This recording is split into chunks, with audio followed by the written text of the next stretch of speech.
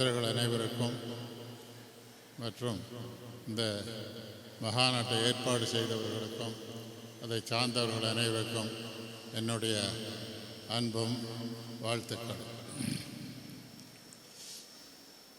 இந்த சொற்பொழிவு என்பது முந்தா நேற்றுக்கு நைட்டு தான் எனக்கு சொன்னாங்க. ஒரு சாமி வரல, நான் பேசுகிறதா இல்லை இங்கே, அதனால் ஒரு சாமி வரல, நீங்கள் ஏதாவது சொல்லுங்கண்ணா. தலைப்பு என்னன்னு தலைப்பு என்ன போட்டிருக்கு?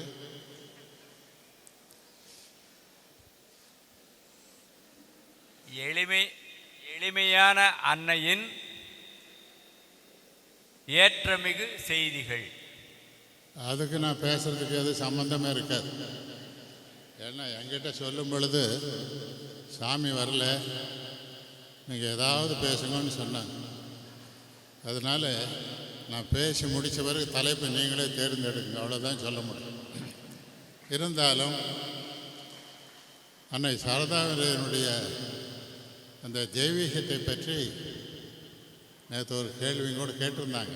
டைம் இல்லாதனால சாமி அதிகமாக சொல்ல முடியல. அது நான் தேர்ந்தெடுத்த சப்ஜெக்டாக போச்சு. அதனால் அந்த தெய்வீக அப்படிங்கிறதுக்கு நமக்கு அதை யாரோ சொன்னார்கள், எப்படி அதை நாம் வலியுறுத்தி அதை உறுதிப்படுத்தி சொல்வது. அந்த உறுதிப்படி சொல்வதற்கும் கூட நமக்கு தகுதி வேண்டும். அவஜானந்தி மாம் மூடா தானசேன் தனுமாட்சிதம் பவம் பாவம் அஜானந்தோ மம பூத மகேஸ்வரம். எல்லாருனாலையும் எல்லாத்தையும் அறிந்துக்க முடியாது. பகவான் கிருஷ்ணர் கீதையில் சொன்ன மாதிரி அறியாமையில் இருப்பதனாலையும் மாயையில் இருப்பதனாலையும் என்னுடைய விபூதிகளை மனிதர்கள் அறிந்து கொள்ள முடியவில்லை என்று சொல்லுகிறார். அதனால் நம் பக்தர்கள் எல்லாம் இது 33வது வருடம், 33 குறைஞ்சது ஒரு 4-5 சொற்பொழிவுகள் இருந்திருக்கேன் அன்னையாரை பற்றி. அது கணக்கு போட்டால் கிட்டத்தட்ட ஒரு 150-175க்கு வரும். அன்னையார் புத்தகம் சின்ன புத்தகம் தான், ஒரு 300 பக்கம்தான் இருக்குது. அதனால் நிறைய சொன்னதை தான் திருப்பி சொல்ல வேண்டியது வரும். அப்படி இருந்தாலும் அதை நாம் ஒரு சாதனையாக எடுத்துக்கொள்ள வேண்டும். நான் சொல்ல கருத்தில் அவருடைய பூர்ணத்துவத்தை, எப்படி குருதேவரை போல அவரும் ஒரு பெரிய அந்த ஆன்மீகத்தில் மிகவும் உயர்ந்த நிலையில் இருந்திருக்கார் என்பதற்கு சில உதாரணங்கள் மூலம் பார்க்கலாம். குருதேவர் உங்களுக்கு எல்லாம் தெரியும் எப்படி பிறந்தார் என்பதற்காக. தந்தை கயாவுக்கு போனார், தாய்க்கு ஒரு காட்சி கிடைத்தது. அதே போல் அன்னையாருக்கும் அவருடைய தாயாருக்கும் ஒரு காட்சி கிடைத்தது. பக்கத்தூருக்கு போயிட்டு வரும் பொழுது திடீர்னு சிறு உபதைக்காக காட்டுக்குள்ளே போனாங்க. அந்த கதையெல்லாம் உங்களுக்கு தெரியும், அதனால் கொஞ்சம் ஃபாஸ்ட் ஃபார்வேர்ட் பண்ணிடுறேன். அப்போ அவங்ககிட்ட வெகு நேரமாக காணமேன்னு அவங்க அம்மா போகும்போது மயக்க நிலையில் இருக்கிறாங்க. ஏன் என்னாச்சுன்னு கேட்டால், இந்த மாதிரி ஒரு யாரோ ஒரு சிவப்பு சேலை கட்டிக்கொண்டு நிறைய நகைகளை எல்லாம் போட்டுக்கொண்டு மேலே மரத்திலிருந்து சலங்கை சத்தம் கேட்டது. மேலே பார்த்தேன், திரும்பி வந்தாங்க. என்னை கட்டி பிடித்து கொண்டு நான் உனக்கு மகளாக பிறப்பேன் என்று சொன்னார் என்று சொல்கிறார். இது பிற்காலத்தில் அவர் தாயார் சொன்னது. அதனால் அன்னை சாரதா தேவியும் அந்த நவராத்திரியில் இருக்கக்கூடிய அத்தனை அம்சங்களை சேர்ந்து வந்து ஜெயராம்பாளில் பிறந்தவர் என்பதற்கு முதல் சான்று அவருடைய தாய். உலகத்தில் பெரும்பாலும் இந்த பெரியோர்களை நாம் அடையாளம் கண்டு கூட ரொம்ப கஷ்டம். அவர் தெய்வீக நிலையிலும் இருப்பார்கள், சாதாரண நிலையிலும் இருப்பார்கள். 2 மனநிலையும் பார்க்கும் பொழுது இடியும் மின்னலும் போல ஒரு க்ஷண நேரத்தில் அது மாறுபடும். ஆனால் ஆடிய ஆழத்தில் பார்த்தோமே என்றால் அவர்கள் எப்போதும் ஆன்மீகத்தில் உயர்ந்த நிலையில் தான் இருப்பார்கள். ஒரு பக்தர் கேட்கிறார் அன்னையிடத்தில், எங்களால் புரிந்து கொள்ள முடியவில்லை உங்கள் வாழ்க்கையை, என்று ஒரு பக்தர் கேட்கிறார். அதற்கு அன்னையே உதாரணம் சொல்லுகிறார். அது எப்படி எல்லாருனாலையும் முடியும்? உதாரணத்தை சொல்லுகிறார். ஒரு குளக்கல்லையில் ஒரு கல் இருந்தது. போகிறவர்களெல்லாம் துணி வச்சுட்டாங்க, கால் தேய்ச்சிட்டாங்க, துணி துவைச்சாங்க, எல்லாம் பண்ணாங்க. கடைசியில் ஒருத்தர் வந்தார். பார்த்த உடனே அவருக்கு புரியுது அதனுடைய மகிமை. அதை எடுத்துக்கொண்டு போய் நல்ல விலைக்கு விற்றுட்டார். அவர் யாருன்னா ஒரு வைர வியாபாரி. அந்த ஊரில் இருக்கிற நூற்றுக்கணக்கான மக்கள் வந்திருப்பாங்க. அதனுடைய மகிமை தெரியவில்லை. அதே போல் நமக்கு தகுதியும் வேண்டும். அந்த தகுதி எப்படி வரும்? அது பின்னால் வரும், சாதனைகளால் தான் வரும். அவர் மனிதனுடைய எண்ணமானது எப்பவுமே லலிதா சாஸ்திரம் சொல்ல மாதிரி அந்தர்முக சமாராத்யா பகிர்முக சுதுர்லபா என்று ஒரு ஸ்லோகம் இருக்கிறது. இந்த உலகத்தில் இந்த மாயினாலே நம்மளது மனம் எப்பொழுதும் ஐம்புலன்களும் வெளியே சென்று கொண்டிருக்கிறது.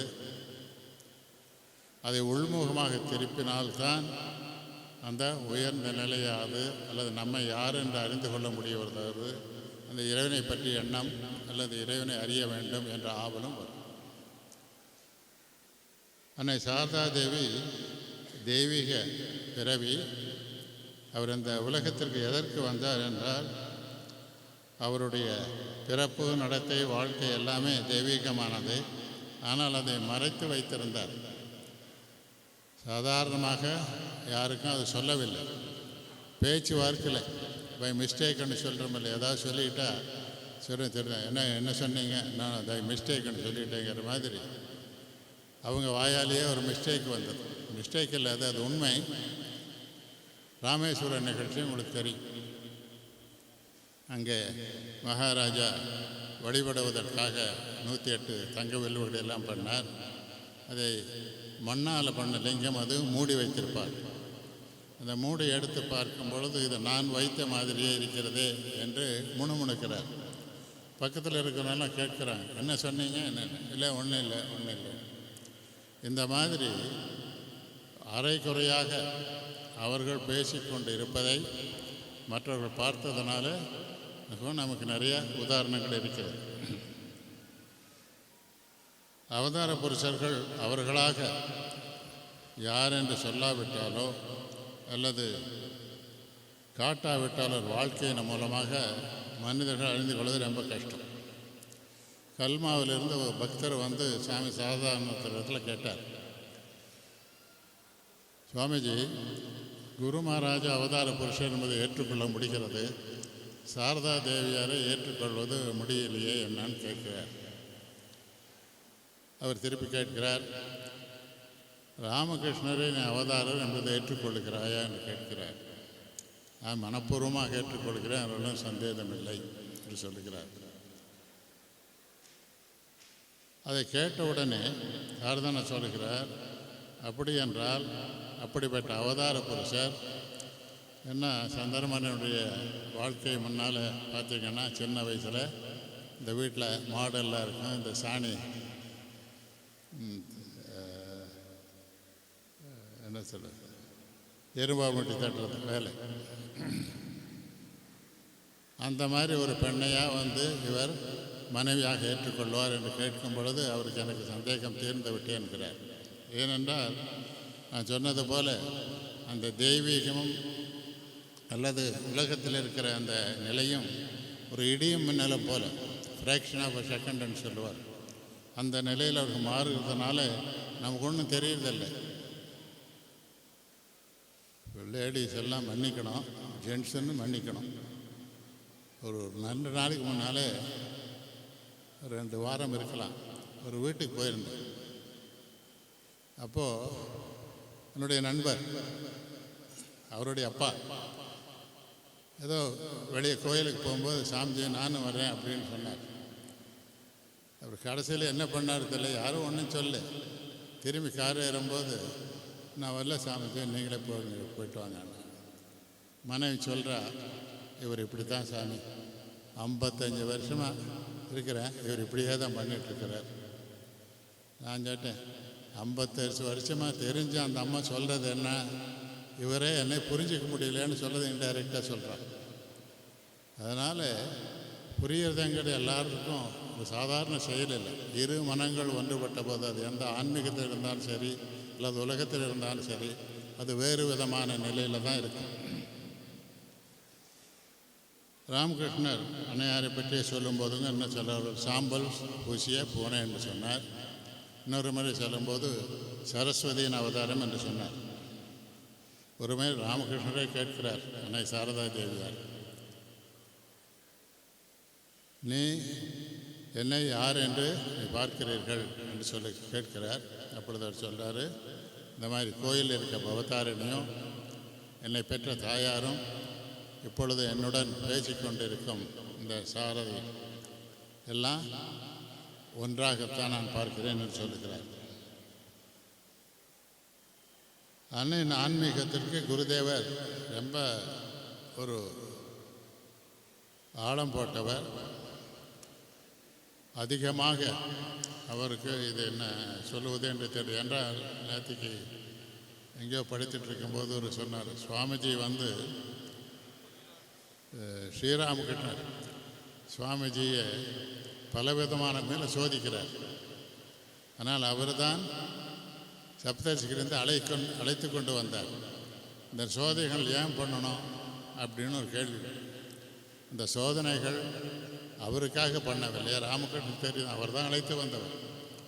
உலகத்திற்கு சாதாரண மக்கள் வந்தால் எப்படி வாழ வேண்டும் என்பதை வாழ்ந்து காட்டுவதற்காகத்தான் ஒரு நாடகத்தை நடத்தினார்.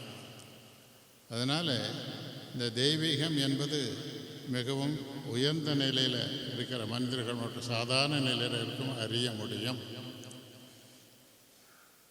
ராமகிருஷ்ணர் ஒரு நாள் சிறுநீர் கழிக்க பஞ்சவடி செல்கிறார். அப்பொழுது அற்புதானந்தர் உட்கார்ந்து தியானம் செய்து கொண்டிருக்கிறார். தியானம் செய்து கொண்டிருக்கும்போது பார்க்கிறார், இல்லாட்டோ நீ யார் மேலே தியானம் செய்து கொண்டிருக்கிறாயோ அங்கே பாத்திரங்கள்லாம் கழுவிக்கொண்டு காய்கறிகளை வெட்டி சப்பாத்தியெல்லாம் செய்து கொண்டு களைப்பாக இருக்கிறார் அப்படின்னு சொல்லி நீ வா என்று அழைத்து கொண்டு அன்னையிடம் அறிமுகம் செய்கிறார். வேறு இந்த பையன் உனக்கு இறுதி வரைக்கும் நல்லா உதவியாக இருப்பான். உன்னுடைய வேலைகளில், இங்கே சமையல் வேலைகளில் அல்லது நீ கிடைக்கக்கூடிய இந்த வேலைகள் எல்லாம் இவனை உதவி பண்ணுவான்னு என்று சொல்லுகிறார். அவரும் இறுதி வரைக்கும் அதே நிலையில் தான் இருந்தார். ஆனால் அவர் யாருன்னு பார்த்தா அவர் ராமகிருஷ்ணன் சொல்கிறது மிராக்கிள் ஆஃப் ஸ்ரீராமகிருஷ்ணா என்று சொல்லுவார். அது யார்? அதனாலே அவர் எழுக்கப்படி தெரியாது. ஸ்ரீராமகிருஷ்ணன் அவர் கற்றுக் கொடுக்க ஆரம்பித்தார். ஆ சொல்கிறது வங்காளியில் இந்த ப்ரொனன்சியேஷன் கொஞ்சம் டிஃப்ரென்ஸ் வரும். அவர் சொல்லி சொல்லி பார்த்து இந்த ஆவும் கூட சொல்ல முடியல. அதனால் சொன்னார், சேப்பா உனக்கு படிப்புக்கு சரிப்படாதுன்னு அவர்னாலே முடியாது விட்டுட்டார். ஆனால் அவர் உயர்ந்த நிலைக்கு சென்றார். நம்ம இருந்தால் என்ன சொல்லியிருப்போம், நானாக இருந்தால் சொல்லியிருப்பேன், நீயே படிக்க தெரியாதாலும் எனக்கு என்ன நீ ஆனா சொல்லிக் கொடுக்குன்னு சொல்லியிருப்பேன்.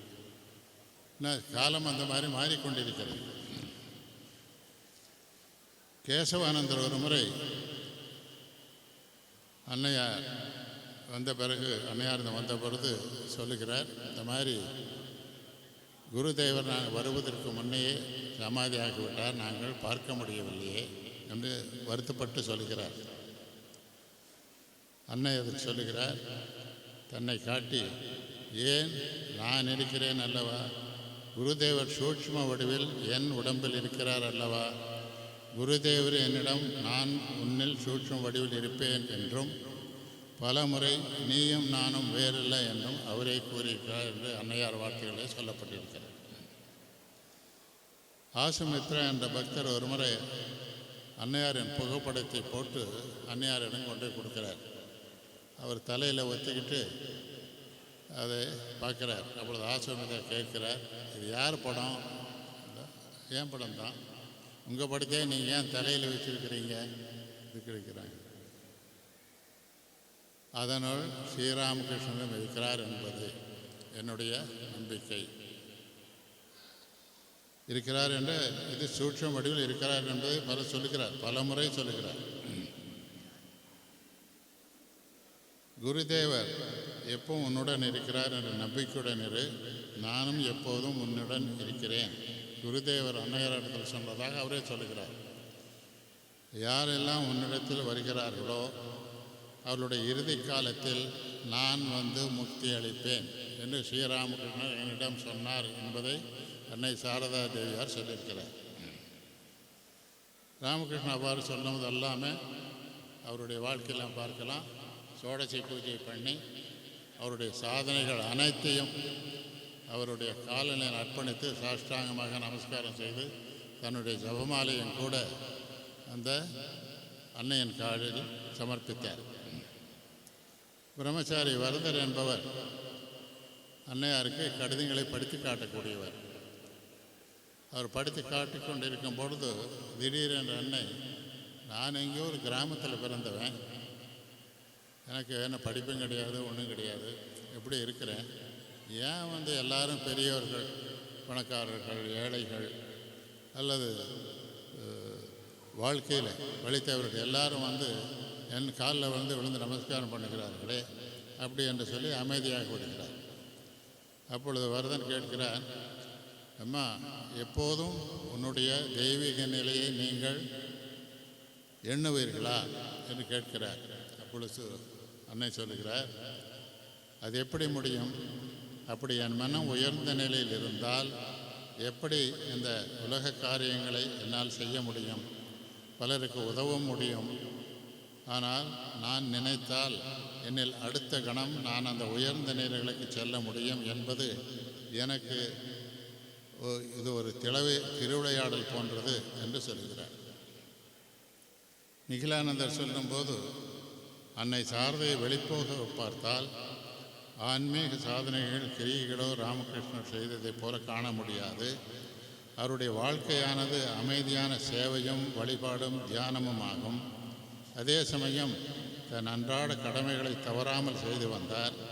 அதை பார்த்தால் அவர் ஒரு சாதாரணமானவர் என்று எண்ணுவார்.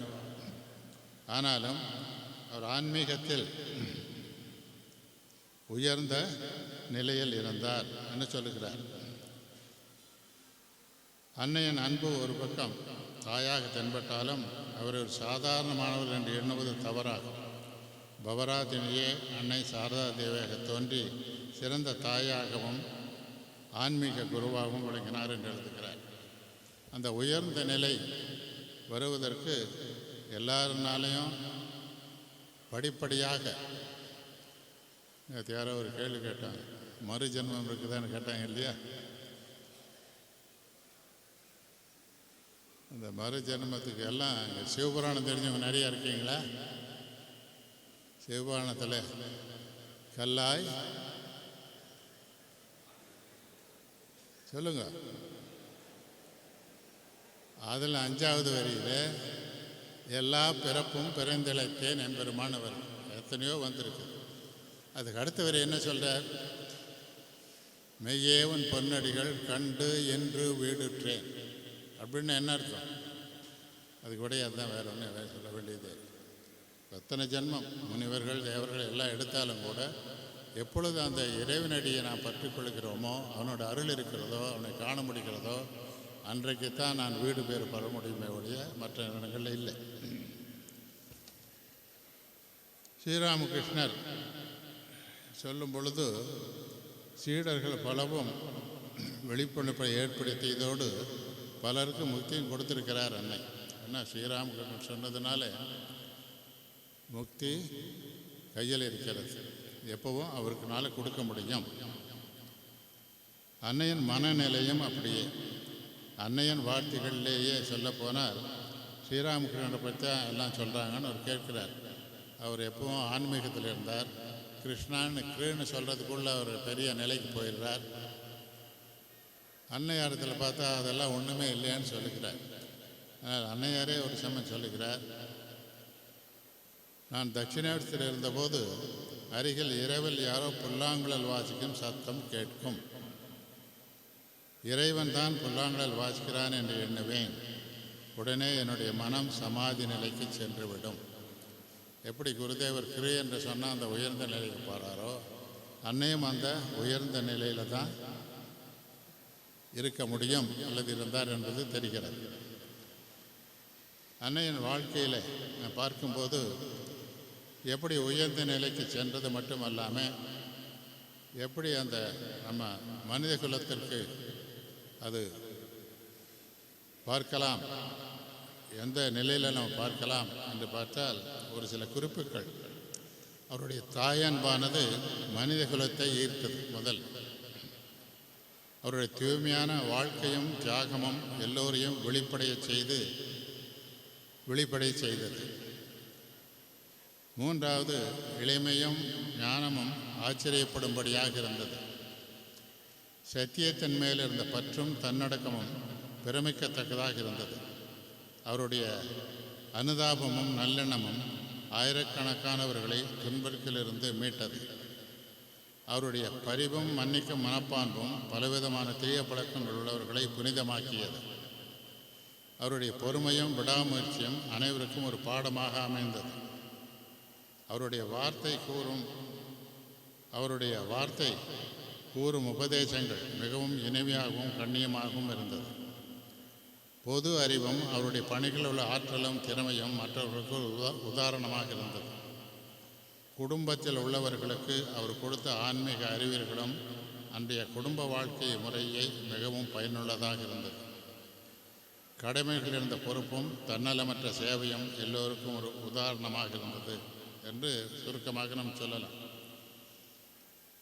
ஹிருதை அன்னையின் மேலே ஒரு தடவை கோபப்பட்ட போது ஸ்ரீராம் கிருஷ்ணன் சொல்லுகிறார், நீ என் மேலே கோபப்பட்டு வேறு ஏதாவது வார்த்தைகள் உபயோகப்படுத்தினா என்னுள் இருக்கக்கூடிய சக்தியிலிருந்து நீ தப்பிக்கலாம். ஆனால் அன்னை சாரதா தேவியினுடைய மனதில் இருக்கிற சக்தியை இழந்தால் நீ தப்ப முடியாது என்று சொல்கிறார். அதே போல அன்னையாரும் சொல்லியிருக்கார். ஒரு பக்தர் கேட்டதற்கு தன் உறவினர்கள் மன உணர்ச்சிக்கு உட்படுத்தப்பட்டார். அப்பொழுது கோபமாக அவர் கூறினார், இங்கே பார், என்னை அதிகமாக துன்புறுத்தாதீர்கள். இந்த உடம்பில் இருக்கும் சக்தியானது ஒரு முறை படமெடுத்தாலும் சீறினாலும் உங்களை பிரம்மாவோ விஷ்ணுவோ சிவனோ யாராலும் காப்பாற்ற முடியாது என்று கூறினார். இது பாரத சத்ய மாதாஜி அவங்க அம்மா கூடவே இருந்தவங்க அந்த புத்தகத்தை எழுதியிருக்கிறாங்க. அவர்கள் ஒரு முறை விஸ்வேஸ்வரானந்த் என்பவர் அன்னிடம் கேட்கிறார், நீங்கள் எங்களை எப்படி பார்க்கிறீர்கள்? அவர் சொல்லுகிறார்,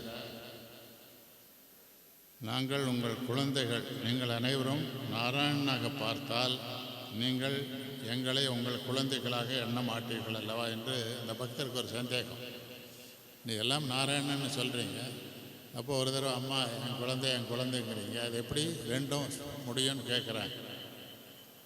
அதனால் அவர் சொல்லலாம், நான் உங்களை நாராயண ரூபமாகவும் காண்கிறேன், அதே சமயம் என் குழந்தையாகவும் பார்க்கிறேன்.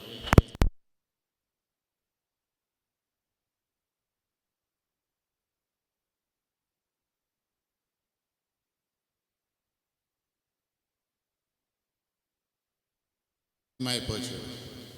இப்போ இயற்கையை பார்த்து கரண்ட்டே நின்று போச்சு. சரி, நீ பேசுகிறது போதும் போடான்னு சொல்லுது. இருந்தாலும் ஒரு சில நிகழ்ச்சிகள், குறிப்பாக சாரதா மடத்து தலைவர் பாரதி பானாதமிட்ட அன்னையை பற்றி நீங்கள் என்ன நினைக்கிறீர்கள்னு ஒரு கேட்கிறார். அதற்கு நான் குறிப்பாக எதையும் நான் அனுபவித்தேன் என்று சொல்ல முடியாது, அவருடைய அன்பிற்கு ஈடு கிடையாது என்று கூறிவிட்டு, நான் கண்ட ஒரு நிகழ்ச்சியால் நான் அதிர்ச்சி அடைந்தேன். மதிய உணவு சமயத்தில் எதிர்பாராத விதமாக எப்போதையும் விட பல மடங்கு பக்தர்கள் மதிய பிரசாதத்திற்கு வந்துவிட்டனர். எனக்கு என்ன செய்வது என்று தெரியாமல் அன்னையிடம் தடுமாறி ஓடிப்போய் நடந்தவற்றை கூறினேன். அன்னை மிகவும் சாதாரணமாக எடுத்துக்கொண்டு ஒன்றும் கவலைப்பட வேண்டாம் என்று என்னை தேற்றினார். உடனே எழுந்து எல்லாம் சரியாக போய்விடும், கவலைப்படாதே என்று சொல்லி சமையல் அறைக்கு போகலாம் வா என்ற எண்ணம் அழைத்து சென்றார். சமையல் அறையில் நுழைந்தவுடன் அங்கு இருந்த உணவை பார்த்துவிட்டு ஒரு கரண்டி எடுத்து அனைத்து பாத்திரங்களில் உள்ளவர்களின் ஓரிரு முறை நன்றாக கலக்கி விட்டார். கலக்கி விட்டுட்டு அவர் பாட்டில் போயிட்டார். ஒன்றும் சொல்லவும் இல்லை. வந்த பக்தர்கள் அனைவருக்கும் பரிமாறினோம். அனைவரும் வயிறு நிறைய திருப்தியாக உணவு உண்டவுடன் மீண்டும் மிச்சம் இருந்தது என்று எழுதுகிறார். இது உண்மையாக நடந்த நிகழ்ச்சி. இது அன்னபூரணியாகவும் இருக்கிறார் என்பதற்கு இது ஒரு 100% ரத்தம் இருக்கு. ஏன்னா கூட வாழ்ந்தவர்கள் அந்த நிலை நடந்தது. அங்கே ஒருத்தர் மட்டுமல்ல, அங்கே இருக்கிற அத்தனை பேர்த்துக்கும் இது சமையலுக்கு இடத்துல யார் பணி செய்து கொண்டு இருக்கிறார்களோ அவர்கள் எல்லாருக்கும் ஆச்சரியம். அதனால் ஒரு அன்னபூரணி அவதாரம் என்பதையும் நாம் சமீப காலத்தில் அவரோட வாழ்ந்தவர்கள் சொன்னதனால் நம்ம அறிய முடிகிறது. சுவாமி விவேகானந்தர் எழுதுகிறார், நீ இன்னும் அன்னையின் தெய்வீகத்தை பற்றி முழுவதாக உணரவில்லை. எப்போது மக்களும் அவரை பற்றி புரிந்து கொள்வது கடினம், ஆனால் மெதுவாக அனைவரும் புரிந்து கொள்வார்கள். அன்னை பவதாரின் உதவி இல்லாமல் இந்த உலகிற்கு விமோசனம் கிடையாது. நம் நாடு முன்னேறாததற்கு காரணமே இந்த சக்திக்கு உரிய மரியாதை கொடுக்காதுதான். அன்னை சாரதை பிறந்ததே இந்த சக்தியை மீண்டும் உயிரோட்டமுள்ளதாக எழச் செய்யத்தான். அதன் அடிப்படையில் மீண்டும் மைத்ரேயிகளும் கார்கிகளும் பிறக்கப் போகிறார்கள். அன்னை அருள் இல்லாமல் எதையும் அடைய முடியாது, வெற்றியும் பெற முடியாது என்பதை ரொம்பவும் அழுத்தமாக சொல்லுகிறார். இறுதியில் அந்த உபதேசங்களையெல்லாம் நம்ம பார்த்தோமே, ஆனால் மற்றவர்கள் குறைகளை காணாமல் நம் குற்றங்களை அறிந்து அதை களைய முயற்சி செய்ய வேண்டியது ஒன்று. உலகில் யாரும் எனக்கு அந்நியர்கள் இல்லை, உலகம் முழுவதும் எனக்கு சொந்தம் என்பதில் நம்பிக்கை கொள். ரெண்டாவது சொன்னார், எப்போது நீ துன்பத்தில் இருக்கிறாயோ அப்போது உனக்கு ஒரு அன்னை இருக்கிறாள் என்று நம்பிக்கை கொள். குழந்தாய், யாரெல்லாம் இங்கு என்னை காண வந்திருக்கிறார்களோ இனிமேல் வரப்போகிறார்களோ அவர்கள் அனைவருக்கும் என் அன்பும் ஆசீர்வாதங்களும் உண்டு என்பதையும் கூறவும் என்று அன்னை சொல்கிறார். இந்த வாழ்க்கை அன்னையே நமக்கு ஒரு உறுதி கொடுத்து விட்டார். வந்தவர்கள், வராதவர்கள், வரப்போகிறவர்கள். ஸோ இப்போ வந்திருக்கிற எல்லாருக்கும் அந்த உயர்ந்த அருள் இருக்குது என்பது சந்தேகம் இல்லை. இன்றைய விஞ்ஞான பொருளாதார முன்னேற்றத்தினால நமது வாழ்க்கை மிகவும் ஒரு கேள்விக்குறியாக இருக்கிறது. 1956 டாக்டர் ராதாகிருஷ்ணன் ரஷ்யன் அம்பாசிடராக இருக்கும்போது ரிகவரி ஆஃப் ஃபெய்த்துங்கிற புத்தகத்தில் அவர் எழுதினார். அது இங்கிலீஷில் தமிழாக்கம் நான் கொஞ்சம் படிக்கிறாங்க. நாம் அறிவிலும் ஆற்றலிலும் வானுயிர வளர்ந்து விட்டோம், ஆனால் நல்ல எண்ணங்களிலும் மனிதாபிமானத்திலும் மிகவும் பின்தங்கிய நிலையில் இருக்கிறோம். பின்ன இரண்டிலும் முன்னேறாததால் நமது வாழ்க்கையானது மீள முடியாத சிக்குண்ட நூல் செண்டு போன்று துன்பங்களில் சிக்கி தவித்து கொண்டிருக்கிறது. விஞ்ஞான பொருளாதார முன்னேற்றத்தால் நவநாகரிகம் என்ற பெயரால் நல்ல எண்ணங்களிலிருந்தும் மனிதாபிமானத்திலிருந்தும் அடிப்படையாக கொள்கைகளை நாம் மறந்து மதத்திலும் ஆன்மீகத்திலும் மிக்க நம்பிக்கையும் இழந்து தளர்வு ஏற்பட்டதால் மனிதகுலம் அமைதியுடனும் மகிழ்ச்சியுடனும் வாழ முடியும் என்ற நிலையானது மனிதனை விட்டு வெகு தூரம் சென்று விட்டுகின்றதை எழுதுகிறார். கடைசியில் இது எழுதுகிறார், இதை நாம் உணராவிட்டால், இந்த முயற்சி செய்யாவிட்டால், இது எழுதுன 1956, இன்றைக்கி 25.